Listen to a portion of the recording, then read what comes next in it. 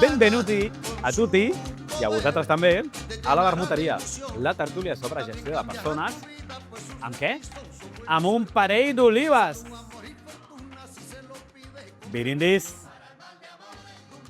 Salut. Aquest és un espai on despullem el món de les organitzacions mentre fem el vermut. I aquí parlem sobre lideratge, cultura, estratègia, i també fem una miqueta de marujeo corporatiu, que al Dani li agrada, tot ben amanit amb un toc d'humor àcid, com la llimona del nostre vermut. O la llima, que estem innovadors, perquè els taronja-lovers després no ens critiquin, que tenim molt de hate dels taronja-lovers aquí, I també en tenim transfugisme.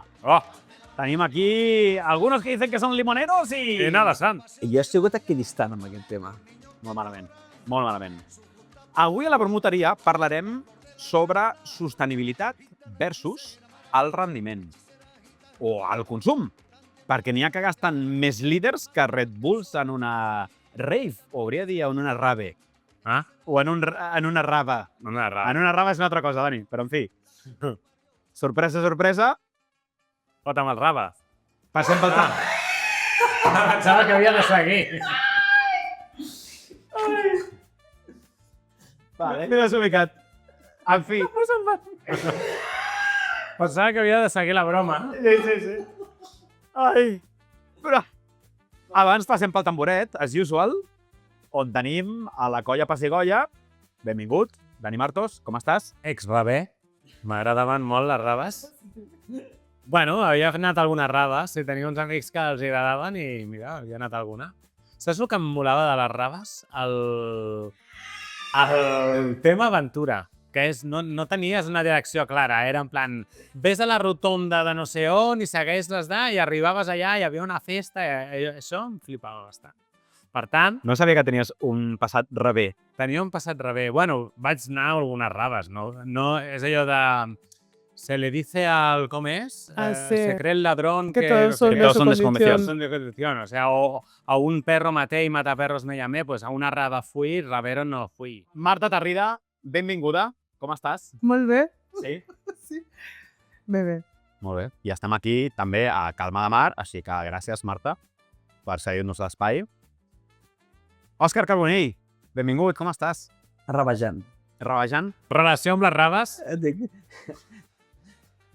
T'ha impactat, eh? Sí, no sé com dir, és una relació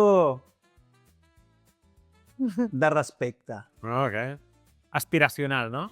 T'hauria El Dani allà, tot passat de voltes, Ara, no? És que s'ha de pont aeri a tope i el Dani allà... No, allà no hi havia pont aeri, és una subcultura així com més underground. Sí. Aquí estem bravejant. Bravejant. Molt bé, Marta. Molt bé. L'has clavat. Bueno, i vosaltres què? Ja teniu la llima a punt? I ja esteu subscrits al canal de la Vermuteria? Important. By the way, això és important, perquè algunos dicen que són vermuteros i no lo són. I ens hem enterat que hi ha molta gent que, hòstia, jo què sé, a mi em fa molta patxoca, m'omple d'orgull, que diu, hòstia, segueixo la Vermuteria, com em mola, sou desenfadats, tal, no sé què. I ja estàs subscrit. No sé. Pues, tio, fot-li un like, subscriu-te, deixa'ns algun comentari, dons una mica de vidilla, que també mola, saps? Saber que algunes us està agradant, us està arribant. Perquè alguns I ahí diuen... queda. Like, subscribe. Alguns diuen que són del Barça i no ho són, Això mateix, tio. Doncs vinga, vermut al canto, que comencem. Vamos allá. Vamos allá, venga.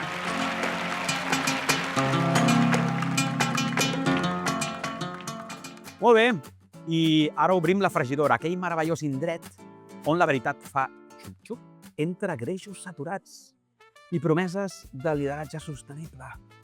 L'aire fa tuf de KPI, sofregit i de valors que s'han quedat enganxats a la paella. Dani, quin plat ens portes avui que faci suar més que una quarterly review amb l'inversor respirant aquí el clatell? Pues mira, avui et sorprendré, perquè normalment porto les patates ben calentes i tal, i avui porto també un plat, però un plat diferent.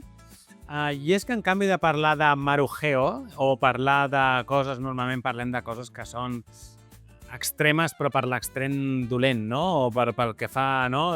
Generar una mica de debat i tal. Avui parlaré de coses bones. Avui parlaré de coses bones, perquè fent la meva recerca... Me gusta mucho, me gusta mucho! Exacte. I no només parlaré de coses bones, parlaré de coses bones d'empreses catalanes. Ara, m'he quedat bastant decepcionat perquè, per començar, ho he tret d'un informe o d'uns premis que dona Acció, que és l'agència per la competitivitat de l'empresa, però ja comencem. Com li han dit? Catalonia Exponential Leaders 2024. Amb lo fàcil que era dir-li líders exponencials de la innovació del 2024. Bueno, però són empreses que han sabut posar la innovació, la sostenibilitat, l'impacte social en el centre de la seva estratègia i no tant una gestió basada en mètriques quantitatives, previsions a curt termini, etc. Evidentment, són empreses que moltes d'elles les he estat mirant la seva web, etc. Estan començant, però fan coses molt interessants. Segona decepció, la majoria tenen noms anglesos. Comencem per exemple, en tenim una. Time is Brain. Pues, ostres, podria, no sé, buscar un nom així, no? Hi ha algunes que, per exemple, Wobo, Magnètica, Suara Cooperativa, això sí que és... I no vull un meló i la mig obro. En anglès hi ha coses que sonen molt millor, tio. Sí. O sigui, jo he sigut molt fan des que era adolescent d'una banda de Seattle, que es diu Pearl Jam, que quan te n'enteres que vol dir marmelada de perla, que era l'àvia d'un dels membres de la banda, tu t'imagines una banda que es digués marmelada de perla? Pues sí. M'agrada. M'encanta. Jo aniria al concert. Però bàsicament perquè en català i en castellà ens han acostumat que això és cutre i en canvi en anglès, bueno, Sona bé. sí, i Smashing Pumpkins i... Jo que també et diré és com quan veus una pel·lícula d'acció del Bruce Willis en català. que la jungla de cristal i aquesta... Com es diu en català? No sona igual. En català no sona igual. El català és una llengua fantàstica, preciosa per moltes coses. Per l'acció. Pues mira, tio, jo aquí discrepo, tio. Hi ha un monòleg del Marc Giró, del programa aquest que fa Televisió Espanyola, que parla de tot el que es pot fer amb el català. I em flipa, tio. Si no l'heu vist, i a l'audiència el mateix, no l'heu vist, us el recomano, tio. Molt, molt interessant. Doncs, molt ràpidament, tenim empreses com Magnètica, que desenvolupa solucions de recàrrega elèctrica sense fils amb ressonància magnètica. Tenim empreses com Time is Brain, que ja l'he mencionat, que és un dispositiu mèdic per millorar diagnòstic i pronòstic de l'ictus agut. Tenim, per no mencionar-les totes, Blind Start, plataforma d'IA per garantir la igualtat d'oportunitat en processos de selecció laboral. Per tant, hi ha empreses que estan sortint des de la innovació, des de diguéssim, les coses ben fetes i no tant el high performing teams, tal.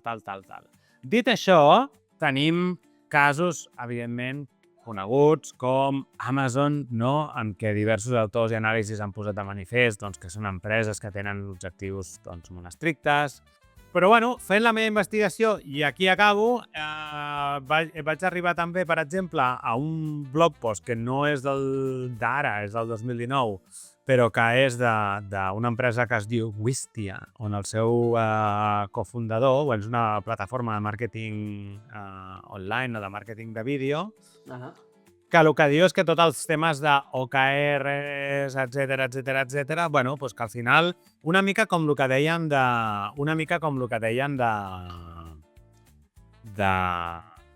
tema del high performing i tal, no? Pues en el seu moment Google va establir una forma de fer OKRs i de fer KPIs que d'alguna manera nosaltres els hem volgut replicar o els hem volgut seguir, però al final ho hem fet malament, perquè ni som Google, ni tenim el mateix context, ni vivim al mateix país, ni tenim la mateixa cultura, i aleshores ell va decidir patar-se els OKRs i fer més sprints més curtplacistes. És a dir, no és que no tinguin mètriques, o no és que no tinguin ambició, o no és que no tinguin objectius, però ell bàsicament el que deia és ens serveix molt més dir ei, què havíem dit que faríem aquest mes? Això, ho hem complert? Sí o no?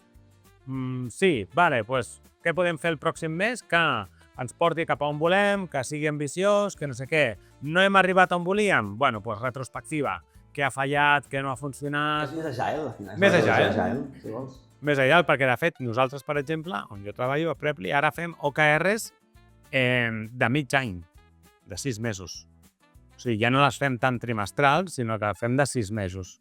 Aleshores, bueno, a veure, en 6 mesos a una empresa que creix a la velocitat que creix Preply, todo puede pasar, no? Aleshores, moltes vegades has de revisitar els OKRs als 3 mesos, que és el que ja fèiem al principi, no? Per tant, bueno, ahí lo dejo, les dues notícies. Jo crec que és interessant veure com hi ha empreses que estan fent una mica de status quo, no? De challenging de l'status quo o d'intentar fer tot d'una forma més, digue-li, orgànica, mentre que, evidentment, doncs hi ha empreses que segueixen a l'old school way de fer PRs, KPIs, tal. Jo t'escolto parlar i em ve la pregunta de on és el límit, no? Entre esforç per produir un alt rendiment i explotació, saps? Crec que a vegades les empreses no tenen clar, no? De dir, más madera para què, no? No esperen el temps per parar i dir, ostres, aquest esforç en funció d'una estratègia ens ha donat aquests resultats molt bons, però potser ara també hem de tenir uns cicles, no? Que siguin funcionals, on parem, reflexionem, analitzem què ha passat, mirem cap al futur i crec que és un moment on això està passant moltíssim, no? De dir, empreses que van derrapant com boges, ara contracto 60 persones, ara me'n peto 50, perquè no estan sabent trobar el punt de dir... Veus molts exemples d'empreses AI native, no? Que estan sortint ja com a una sola persona sabent utilitzar molt bé, no? Tota la part agèntica de la intel·ligència artificial i automatitzant tasques des del principi, que molt poca gent són capaços de fer molt d'impacte, però que ja són nadius en aquest sentit.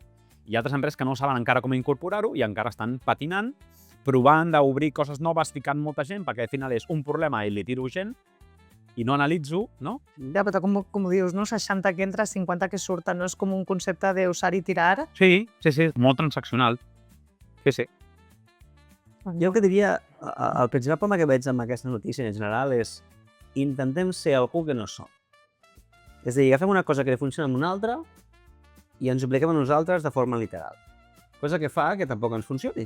Perquè la literalitat no s'aplica, perquè tots i cada un de nosaltres som diferents. Perquè la Marta entendrà, el Dani entendrà bé, l'Albert entendrà C, i llavors el guió el modifica, i passen coses.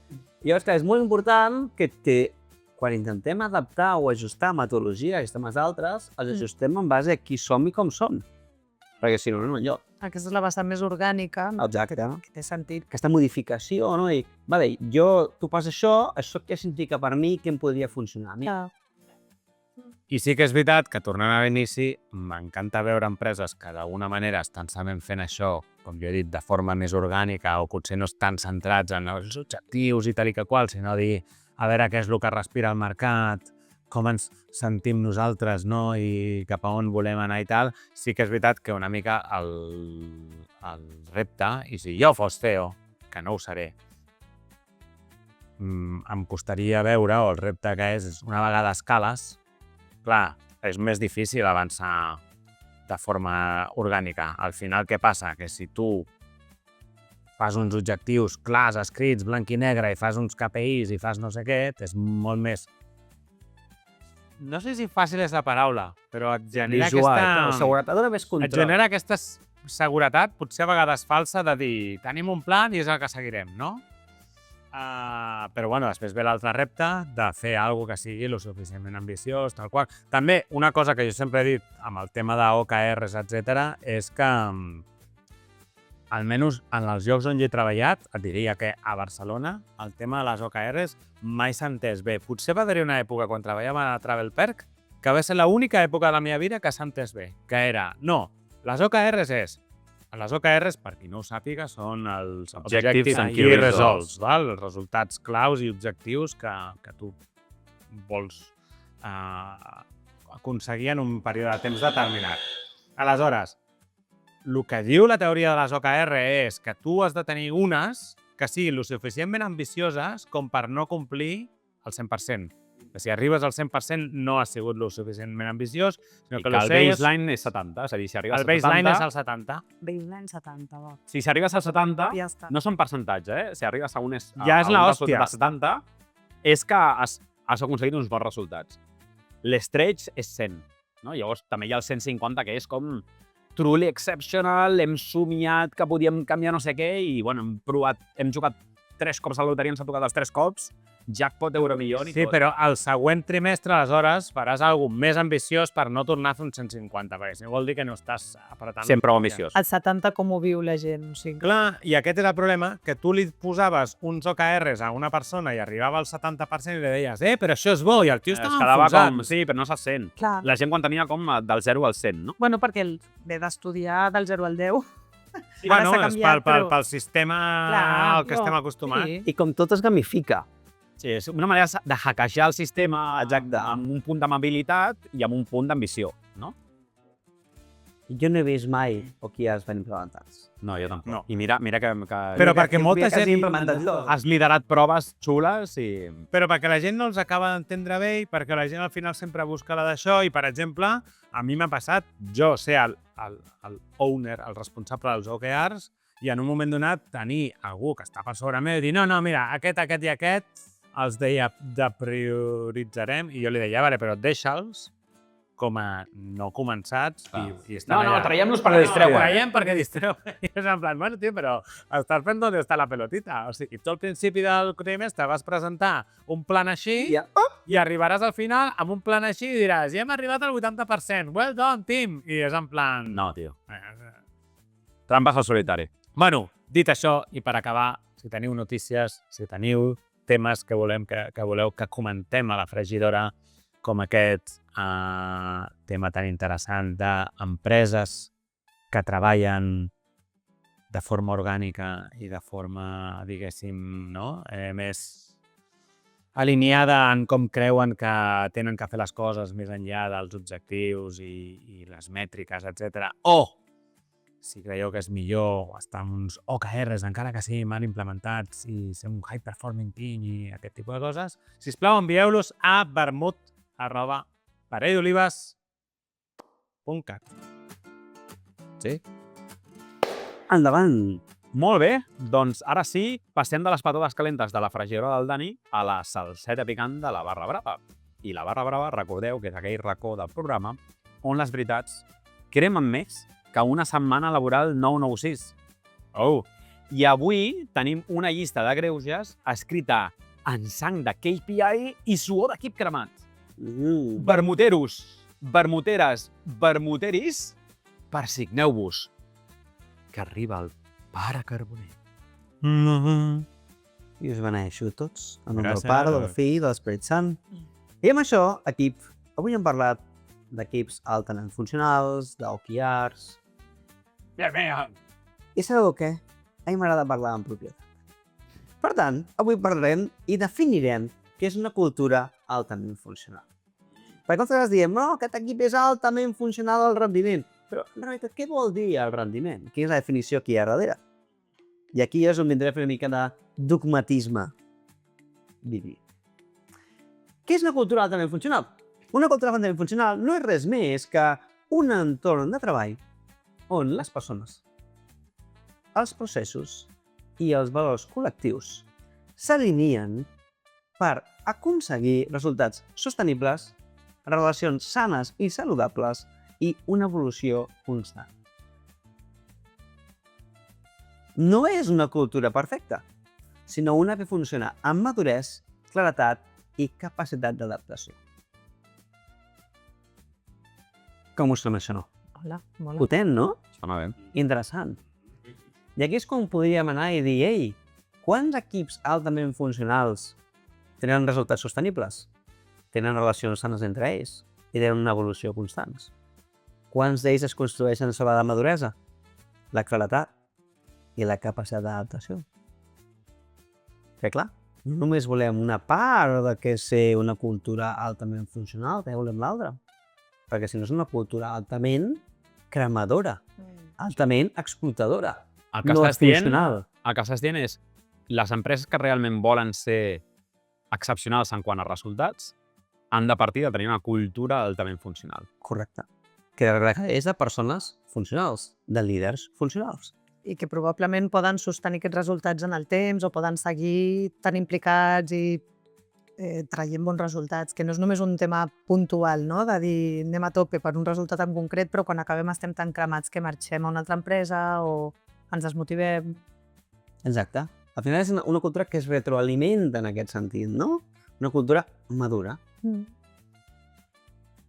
Voleu que parlem dels elements claus d'una cultura altament funcional? Quin creieu que és el primer i el més important? No lo sé, tío. Nadie s'ha leído el guión, No, precisament perquè sigui xulo. Evidentment. Llavors, el primer element que parlarem és claredat compartida. Mm. I aquest és molt important. Per què és molt important? Perquè moltes vegades creiem que hi ha claredat, al loro no n'hi ha. Per què? Perquè les persones tenim coses diferents. Els OKRs, com dèiem abans, els fem per una cosa, la gent interpreta que són fets per una altra cosa. Nosaltres volem aconseguir una cosa, altres volem aconseguir una cosa diferent.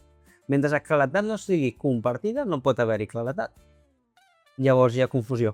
I ni alienació, no? No poden anar junts cap al mateix lloc que no s'entenen. Si no sabem a quin joc que tots estan jugant i quines són les normes de joc, com podem jugar aquell joc? Si cadascú juga un joc diferent, com aconseguirem un resultat òptim? És impossible. No? Element número 1. Element número 2. Confiança i seguretat psicològica. Com puc estar en una cultura altament funcional si no em sento segur i no puc ser jo mateix? Perquè quan soc jo mateix, em penalitzes. És impossible. No té cap mena de sentit. Podem aconseguir resultats, però no serem un equip i una cultura altament funcional. De totes maneres, em foto en un jardí que no hi entenc molt, però sempre es diu, potser la Marta aquí, Anem a jugar. es diu que sempre hi ha una versió teva que és la teva personal de com ets a casa teva i després hi ha la versió adaptada, no? És a dir, clar, ser tu mateix, o sigui, jo ho reconec, jo a la feina sóc una versió adaptada de mi mateix i intento En diferents rols, no? sentir-me còmode, però potser jo mateix sóc més a casa, sóc més punky, no? Sí, però aquest jo laboral o professional que sigui suficientment autèntic, que puguis sentir-te, o sigui, que no estiguis totalment seguint amb un... Ja, les jugant normes un d'un paper que no ets... Exacte. Això hi ha cosa que no ets. Que hi hagi coherència. I construint sobre això, no, estic llegint un llibre sobre temes de familiars, com a part, em toca, i és molt interessant, no? Perquè al final aquest llibre parla de que quan tu ets en una família, tu també tens un rol que potser no és el rol que tu ets 100%, és també jugues aquest element. És a dir, el teu tu real quan és? Quan estàs en família, quan estàs a la feina, quan estàs sol, tots són tu. La El suma, tema no? Es construeixen en base a una essència, no? Que essència té que ser la mateixa. Tu real és quan estàs sol. Bueno, o no ho sé. D'aquí la Marta es dirà més, no sabés per el temps. Allà és quan, bueno, almenys a mi em passa, quan te sueltas, no? I dius, ei, jo sóc així. Hi ha una adaptació, sí, totalment d'acord. És que tenim ben en record de conversar, però no m'has progrés una altra. Ah, sí? De quan estàvem tu i jo sols. Exacte, i parlaves d'aquí amic teu que es diu Vladimir, te'n recordes?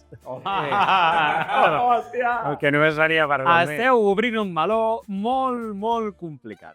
Que connecta molt bé amb el punt 4, que és l'alineació amb flexibilitat. Resum dels 4 punts. 1, 2, 3, 4. Resum, claredat compartida, confiança psicològica, com tenim en aquest equip, responsabilitat amb empatia, alineació amb flexibilitat, i l'última, que també exercim molt en aquest equip, és feedback com a cultura, no com a ritual. Molt interessant. Molt important. Això m'està...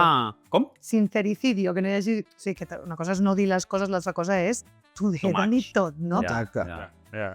M'està fent pensar això, i aquí obro un meló, que igual és xulo per un capítol.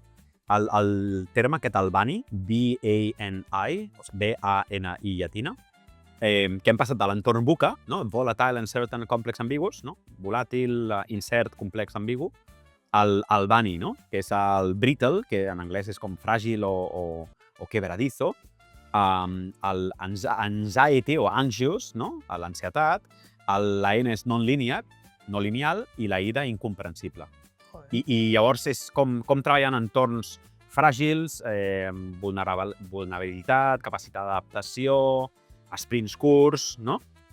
Com treballar amb la sensació d'ansietat, tècniques que generen empatia, entorns que generen confiança, aliances, no? per treballar, on hi ha dinàmiques de meditació, reflexió i autoconsciència molt incorporades a la forma de treballar, desenvolupament de la consciència activa i de l'escolta activa, atenció plena, en un entorn on els nadius digitals han nascut amb una pantalla i tenen moltes més complicacions que gent potser de més de 40 anys de concentrar-se, tot i que jo subscric que em costa concentrar-me cada cop més, i llavors de posar foc en l'important. No sé, tot això que estàs dient, no? O treballar en un entorn incomprensible, no? La capacitat de treballar en equip, la informació transparent, la creació d'entorns de confiança també novament, però molt enfocats a tenir una visió analítica, no? Més enllà de les opinions, no? Tenim abundància de dades, quines dades analitzem i com les convertim en insights. Tot això m'ha ressonat a aquest nou paradigma i em sembla molt, molt interessant. Estava llegint i traduint, també, aquí, per no deixar-me res. Crec que és una aportació fantàstica i el que et diré, Albert, és ara portaré la salsa brava. Oli. I la salsa brava no és l'Albani, no és un personatge Alban, sinó parlem del que realment volem parlar. ¿De qué queremos hablar, tío? Xavi Hansi Flick. Hansi, tío. Quina és una cultura altament funcional? Pues clarament la que no és funcional em sap greu, tio, perquè és un mite, però és la del Xavi, no? Al final, rodejat d'un xixarelo, tot el meu carinyo, però el seu germà no semblava una persona que fes més de repte, una mica de xavale, venga, jugat, I com a premi a Disneyland París. O al Salvaje, que era el restaurante que està a casa meva. No ho sé, tio, jo... Salvaje, al Disney o donde queráis. Per mi ha sigut més una gran decepció, no? De dir... I em va fer, saps què em va fer recordar, això?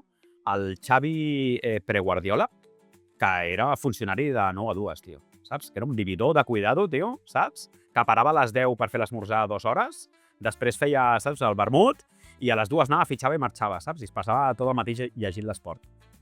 I amb l'escuradents i el puro. El Xavi era un funcionari de cuidado, tio. Els últims anys del Rijkaard, tio, vividor de cuidado, tio. Va venir Guardiola, va començar a apretar les files i es va veure el millor Xavi i el millor Barça i després això també va resultar en la selecció nyapa-Espanya, no? Sí, el que a mi em va sobtar és que precisament un Xavi que ha vist el millor i el pitjor, Com pot ser que es quedi el pitjor? va venir va implementar el Bueno, pitjor. hi ha un lifestyle, no?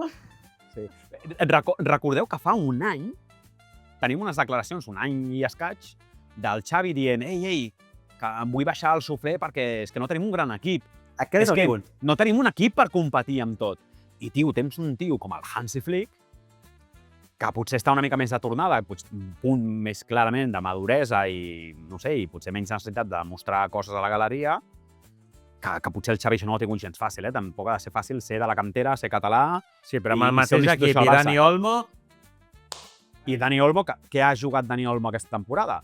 Què ha aportat rellevant, més enllà de que m'agradi molt Dani Olmo o no, que m'agrada, però què ha aportat de diferencial amb la base que tenia? I per mi aquesta pregunta clau per la Marta, no? Que al final pues, som tertulians, no? Sí, Diem, sí. d'esport, li diríem. I això no és la sotana, amb tot el nostre carinyo i admiració a la sotana, però... La pregunta per la Marta és, no? És a dir, tenim un exemple en el qual un equip gairebé idèntic, mateixos jugadors, canvies un entrenador. Important el matís, Un equip gairebé idèntic, no. Uns membres d'un equip gairebé idèntics fan un equip completament diferent. Perquè l'equip és completament diferent. La mentalitat, la És a dir, cultura... els jugadors són els mateixos, l'equip és completament diferent. La cultura i la mentalitat és molt diferent, tot i que els valors de Can Barça... Són els mateixos. No, estan molt més respectats, tio. La cultura de l'esforç, del sacrifici, crec que estan molt més respectats. El treball físic que està fotent aquesta gent aquest any, tio, entrenen molt més que l'any passat. I aquesta és la pregunta per la Marta, no? És tu com a jugador, que ets el mateix jugador, és la mateixa persona, un any i l'altre. Ets el mateix Boicot. jugador, però estàs jugant molt Exacte. diferent. És a dir, què ets capaç de tu convèncer com a jugador per fer aquest canvi i esdevenir un jugador altament funcional, una cultura altament funcional. Però què ha canviat aquí? El líder, no? I el seu equip, el líder i l'equip de lideratge, diguem-ho així. Clar, sí. No tots els entrenadors són nous. Clar. Sí, però, i què ha promogut? O sigui, tu pots motivar-te si tu creus en la cultura. A l'altre capítol parlam de la cultura de l'empresa, però si hi ha una cultura i uns valors que tu no et creus i que no sé, o sigui, tu has de sentir-te alineat. És quan un sent, pensa, fa allò que d'una manera alineada, o sigui, llavors farà coses en funció del que sent i pensa, però tu no pots obligar que una persona senti i pensi una cosa per dins. S'ho ha de creure. Llavors, probablement l'han inspirat perquè realment la conducta externa després sigui la millor. És molt interessant això que dius, no? Al final, que s'ho ha de creure. Com un líder aconsegueix que el seu equip es cregui el que han de fer. I és un matís indispensable, no? És a dir, tu no pots tenir una cultura altament funcional si no hi ha aquest nivell de creença i de confiança. Clar. Bueno, que també t'ha d'inspirar el seu model, no? Jo entenc que ha de ser una persona coherent i que també modèlica en el que està demanant i que et permeti créixer. Suposo que no...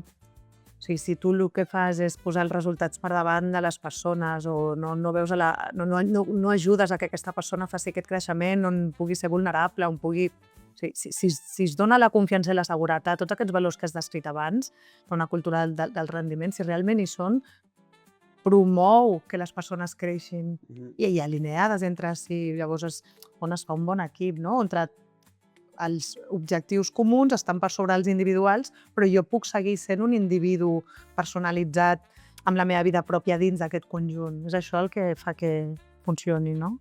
I us tiro una altra cosa, si em permeteu, que és, al principi, sempre parlem de startups, no? Però anem a parlar també d'empreses que escalen o que són més grans, no? Al principi hi ha una cultura, i com l'Albert ha dit moltes vegades, no? Normalment emana dels founders o del que és el líder principal. A mesura que vas escalant, es generen subcultures, no? Hi ha la subcultura d'enginyeria, la subcultura de ventes. Aleshores, clar, aquest líder ha de ser capaç de que cada una d'aquestes, no? Que pugui traslladar, potser ja ha de fer alguna més supra de dir, mira, aquesta és la nostra missió i visió com a empresa i com podem englobar aquestes subcultures, però després tu com a treballador, moltes vegades l'evolució que tens és tu entres en una empresa sent l'empleat número 30 i pràcticament veus del líder, del fundador, del CEO, després hi ha un moment en què et diuen no, ara el teu mànager és aquest, i aquest té un altre mànager que és l'altre, no? I s'allunya d'això. Es va diluint. I tot això es va diluint, però aquí és on moltes vegades, i coses que hem fet amb vosaltres, és quan tot el tema del mid-management, etc., cobra molt sentit, no? Perquè aquests són els que al final generaran aquestes subcultures que a la vegada estan connectades entre si, no? I evidentment tindran sus más i sus menos, però que al final tu com a persona que entres... Molts de nosaltres hem tingut aquesta història, no? De dir, entro en un lloc petit i aquest lloc escala i aleshores, bueno, també a vegades fent una mica el paral·lelisme en jugadors és, ostres, jo amb l'Albert, que era el Hansi, funcionava, però després el Hansi se'n va a liderar un equip més gran, em foten un Xavi i després Dani és una mierda. Bueno, potser el problema és que he passat d'una cultura de Hansi a una cultura de Xavi dintre de la mateixa empresa. I viceversa. Jo me'n vaig a una altra empresa i dic, hòstia, on està el meu Dani, saps? Vull dir que jo en aquest li explicava una pel·lícula, l'entenia, la portava a terme i em venia i em feia reta, em deia, escolta'm, el que tu creus que em feia així, A faixa. Què et sembla? Bueno, provem-ho així, tal. I dius, hòstia, on està? Em porto el Dani, saps? Perquè jo trobo molt interessant això, perquè al final és, no hi ha... N'hi ha, però estic generalitzant. No hi ha bons i mals jugadors dins de cert nivell, depèn de com juguen i quina cultura que hi ha al seu voltant que els fa bons o mals jugadors. Hi ha una pel·li que es diu Moneyball, Sí. que és impressionant, si no l'heu vist, us la recomano moltíssim, que precisament el que parles va sobre això, no? O sigui, hi ha equips i sistemes que fan bons a jugadors mediocres i hi ha jugadors excepcionals que el sistema inadequat els fa mediocres. I per mi la filosofia és aquesta. És a dir, en una cultura d'alt rendiment, depèn de la tipologia del problema que vols resoldre i la tipologia de l'equip que tens, tu pots permetre tenir un equip de Fórmula 1 en la que hi ha 8 enginyers o enginyeres que són top del món canviant una roda i aconseguir fer-ho en 2 segons, que és el rècord d'aquesta temporada que ho ha aconseguit Ferrari. Però hi ha altres llocs on tu necessites 50 persones. I 50 persones, per fer determinada tasca, doncs té una complexitat perquè el creuament de comunicació, l'alineament i de més, és molt més complexa que alinear 8 persones. I un aspecte molt important, quan parlaves de la comunicació, no? De que hi ha molts malentesos, que a vegades estem junts en un vaixell i cadascú rema cap a un costat o fa unes tasques descoordinades, no? I hi ha molts malentesos en la comunicació, o sigui, ens hauríem de procurar de tenir els canals... Sí, i tu no t'has adonat que hi ha gent amb la que tot és fàcil? O sigui, tu i jo ens coneixem de fa quants anys? 20 i pico anys, no? Jo en tenia 17 o 18, alguna cosa així. Quantes vegades hem tingut tu i jo converses difícils? I normalment promogudes per tu de dir, tio, això no m'ho he pres bé, o això m'ha fet sentir així. I ho hem parlat i crec que cada cop que hem tingut converses així, el que hem sortit és més reforçats, amb més confiança, amb més admiració i respecte mutu, no? I jo crec que els bons equips, els equips de rendiment, això és una constant. Tio, potser ho porto jo, potser és meu, potser aquesta merda que porto aquí a l'esquena és meva, i vinc a matar una assumpció, no? O tinc intenció positiva per defecte. L'Òscar i jo som socis. Quantes vegades hi ha coses que dic, hòstia, això no ho entenc?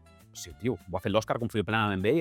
Hi ha una bona explicació. Ja està, se'n va. I quan el veig, li pregunto i ja està. Que no hi hagin assumptes pendents, no hi ha malentès perquè tu confies en que hi haurà una bona intenció, però tot això es construeix. Clar, tot això es construeix. I, novament, jo vinc de casa amb aquesta predisposició. Aquesta mentalitat la porto jo de casa. Per tant, per mi, entorns d'alt rendiment és on et prens molt seriosament la funció d'adquisició de talent i analitzes la mesura possible que la gent tingui la mentalitat per poder operar amb aquesta guia, amb aquesta cultura, d'aquesta manera. Perquè llavors és quan et trobes que la gent s'ajuda de manera natural, sense que tu hagis d'empenyar, necessites menys normes, necessites principis, però necessites menys normes, la cosa flueix, hi ha una confiança que és creixent, hi ha una codependència.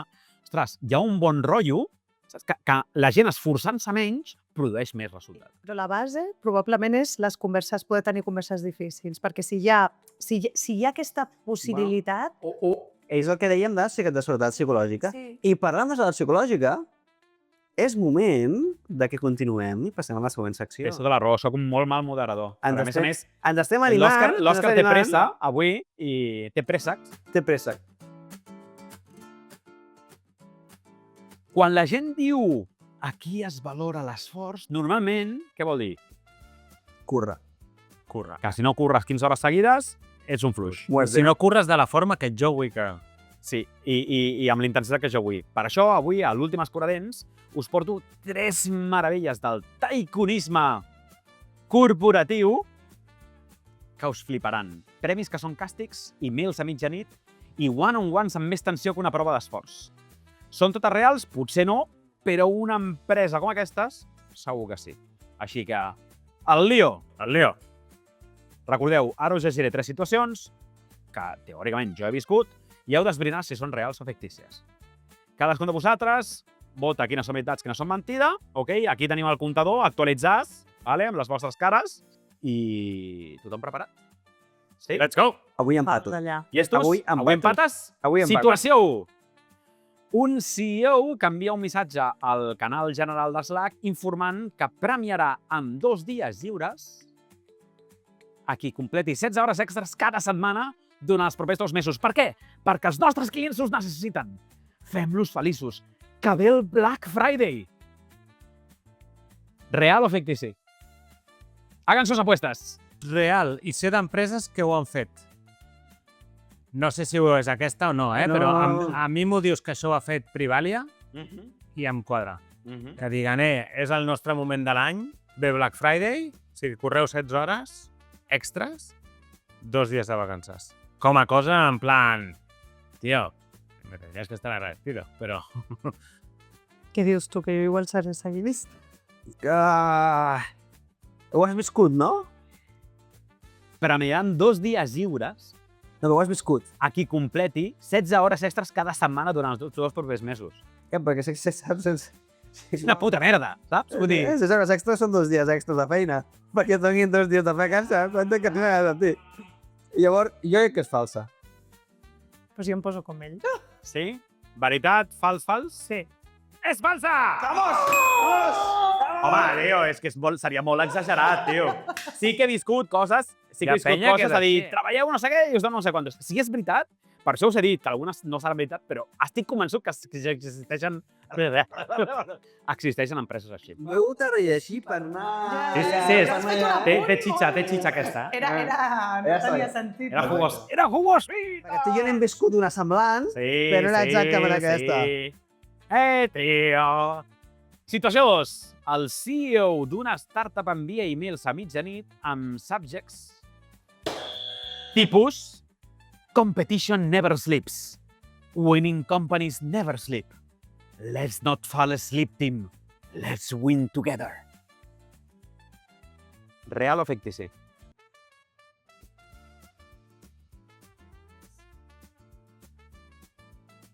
Fictici. Fictici? Marta? També fictici. Fictici? Òscar? Podria ser real, però És que- sembla massa bullshitter. És el punt de mitjanit. Si no fos a mitjanit, diria que és correcte. Per tant, diré que és correcte. És correcte? És correcte. És correcte! Òscar! I tu has rebut Per no dir... un email molt semblant a aquest. He canviat algunes paraules, però... Vas ser tu? El vas enviar tu? No. Competition. El va enviar el que era el nostre mànager. Sí. Molt semblant. Però això és trampa, perquè llavors... No, he canviat paraules perquè no sonés a... Diu a mitjanit, ja dic jo, a mitjanit... Però bueno, Sí, però saps per què? Perquè estava als Estats Units. Amigues. amigues. Aquí ja... Situació 3. Mànager que fa one-on-ones a les 11:30 de la nit, hora local, aquí a Barcelona, perquè diu és quan estic en el meu prime, bro. I així puc pensar millor en com ajudar-te a créixer. Ho faig per tu, petit padawan. Fictici o real? Diré, anava a dir real i he vist casos així, però diré fictici, va. Jo vinc fictici. Fictici. Sí? Tothom va amb fictici? Sí. Sí? Fictici! Pues per fi. 3-3, 3-3 avui. Què us ha semblat, Tot xulos? i que jo tinc un cas similar de que el CEO està als Estats Units, trucar gent a les 11 en plan, bueno, són les 5 de la tarda per a mi, saps? Sí, què fas dormint? Aquí no havia... Loser. No, en plan, ara és quan puc parlar. I l'altre bueno, i és quan jo puc dormir. Ja, però és quan jo puc parlar. Vale, doncs truca'm. Key takeaways, frases finals que us endueu de la vermuteria d'avui. Marta, comencem amb tu. Bueno, si vols resultats perdurables en el temps, fes que la gent també tingui vida pròpia per de treballar al món. Interessant. Merci, Marta. Òscar? Les persones al lloc incorrecte són les persones incorrectes. Les persones al lloc correcte són les persones correctes. I Messi sempre és Messi. Quin seria el meu key takeaway? Ostres, Òscar, me l'has robat, Me l'has robat. Jo anava a dir alguna així com en plan, no hi ha treballador dolent, sinó que hi ha evolució mal gestionada o... Està bé, pots dir-ho, O si no, pots ser una de les teves frases de Paulo Coelho, tio. De Coelho a lavabo, tio. Unes coelades, no? Però això, jo crec que això, que no hi ha treballador dolent, empleat dolent, sinó que hi ha a vegades equips que evolucionen o equips que no es gestionen correctament, per tant. Key takeaway. I jo últimament estic molt musical. Sabeu que sóc bastant melòman. Melòman és la música o sí, no? Ara he dubtat, Soc bastant melòman i per mi l'alt rendiment té un punt de llenguatge universal, no? De parlem menys, parlem poc, però ens entenem molt. Hi ha una part de màgia, no? Que òbviament s'entrena, es cultiva. I per mi l'equip no és una màquina, és com una banda musical. I una banda, si vol sonar bé sempre, necessita parar de tant en tant i afinar-se. I amb això, amb aquesta frase inspiradora, fantàstic. Tanquem la vermuteria d'avui. Moltes gràcies. Sí, senyor. Gràcies a tothom. Final. Això ha estat tot avui. Si el teu equip rendeix com una màquina, recorda que les màquines també peten i no ploren. però sí que deixen de funcionar. Apa-li, fins la propera. I que no us falti un dia sense Slack.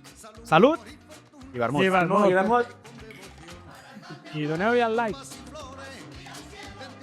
I subscribir-se!